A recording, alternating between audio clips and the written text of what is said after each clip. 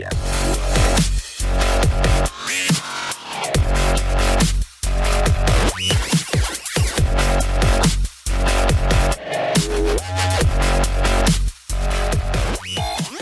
Well, hey there everybody, my name is Tyler Hayden and I'm from teammover.com, and so excited that you came to join us today to learn some new ways of how to take your team outside the box. And today I'm going to focus on an absolute classic adventure-based and experiential-based learning initiative called the Minefield. It is absolutely one of my favorite. I've been using it for decades because it is just that effective, especially when you want to talk to your group about maybe how things change from one point where we begin and enter into a project or into a time space and exit that same time space. So it could be from personal development or professional development, from starting in point A to point B, or it could be the beginning of project A and finishing project A and heading into project B, or different segments of our life. You can see these minefields kind of lining up one after another.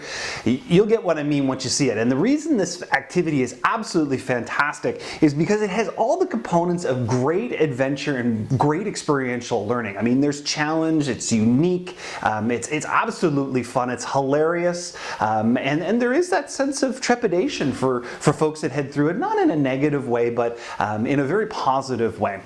We've got things like mousetraps and stuffed toys and ropes and distractions and leadership and blindfolds, and it's absolutely built for a great time. So without further ado, I'm going to show you what it's all about. So the Minefield here in our whiteboard will give you a bit of an idea of how the event actually takes place. So to start out, what I do is I place a rope on one side of the room and a rope about 8 feet away on the other side, and in that rectangle, that's the time period by which we're focusing on. So it could be the duration of our project, it could be the duration of a term, maybe it's a fiscal year, maybe it's a school year, it could be anything. And what we're looking at is to see and have a physical representation of time and space and the things that happen within that same time and space. So I explain that. That's the first thing I do. Then what I do is I invite one of the participants, someone who's not going to be a big ham, but is going to have fun, not be too nervous, but be willing to have a good time. I choose that person and I ask them to stand by the start line. I then ask them if they're all right with a blindfold. Some people have issues and concerns with blindfolds, and you want to make sure that they have the right to pass and move on and pick another person if they're not comfortable wearing a blindfold. But if they are, throw a blindfold on them and then ask them to pick a person that they trust inside the team. So that person will go over here, they're at the finish line. So that'll be like your project leader, your guide, your mentor, that type of management or supervisor, leadership person will stand at this end. So this would be someone who maybe has already done this time space, has some experience, or maybe has a role that requires them to be the leader or the manager. So they'll go here. This person trusts that person. This person's role over here, the leader, the project manager, their role is to guide verbally the participant, the learner, through this experience. So they can't physically go and grab them and walk them through. Instead, they have to use only their voice to be able to explain what they need to do in order to be successful for the entire event. So they're going to start here and here. This person's role is to guide that person all the way through. Got that? All right, so that's step number one. Then from there, what I do is I pick 3 people to be my distractions. So it's great to have some distractions. It really ramps up the level of energy inside the activity.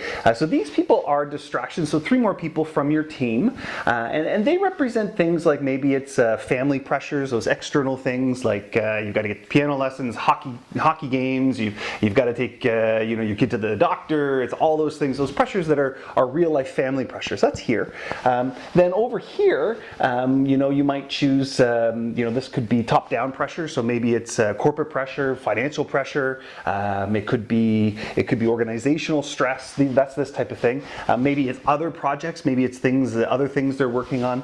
It could be peer pressure. It could be a host of other things. So, looking at your organization, looking at what's a realistic frame for your individuals. What does it look like for them, and who would those people be?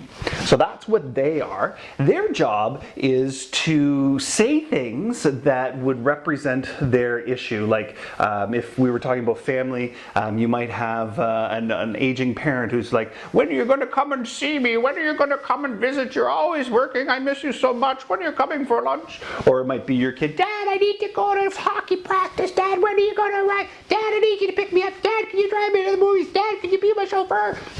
I got issues. Anyway, so that's what these people are going to be, right? Now what you'll notice is their job is to do that at the top of their lungs for the entire duration of the activity. But what you'll notice is that about halfway through, they'll either become supportive or they'll just drop off, and they won't be yelling at the top of their lungs or speaking at the top of their lungs, only because they want the person to succeed, the person who's entering into the experience. So that's who they are. Then what I do is I place out the green dots. So those are stuffed animals, so you're just going to grab some stuffies from your kid's room, or maybe your room. You're going to place those throughout. Those represent the good things. So the good things that people are going to grasp a hold of being part of this project or part of this experience. So that could be like monetary, it could be personal growth, and you want to ask the group, what are some of the things, what are some of the benefits we get out of being involved in this frame, in this time period, and they'll tell you what those things are, and that's what each one of those things represent.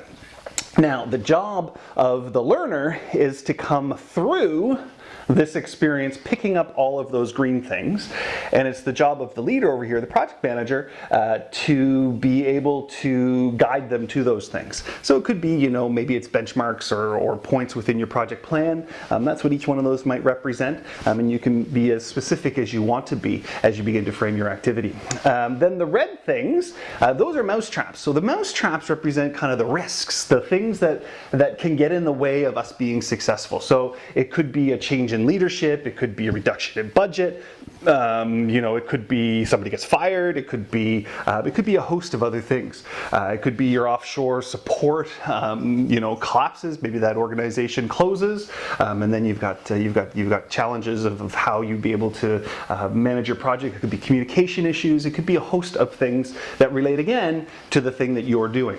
So, and your group will tell you what those things are. So that's what those mousetraps represent. Now the job of the project manager, the leader over here, is to get the participant, the learner, to avoid all of those things. Now as the facilitator, depending on the group, I often move the mousetraps around because problems don't always stay in the same place, and benefits don't either. So I'll move those things around, I'll pass them, and you can get as engaged as you want in the activity as well.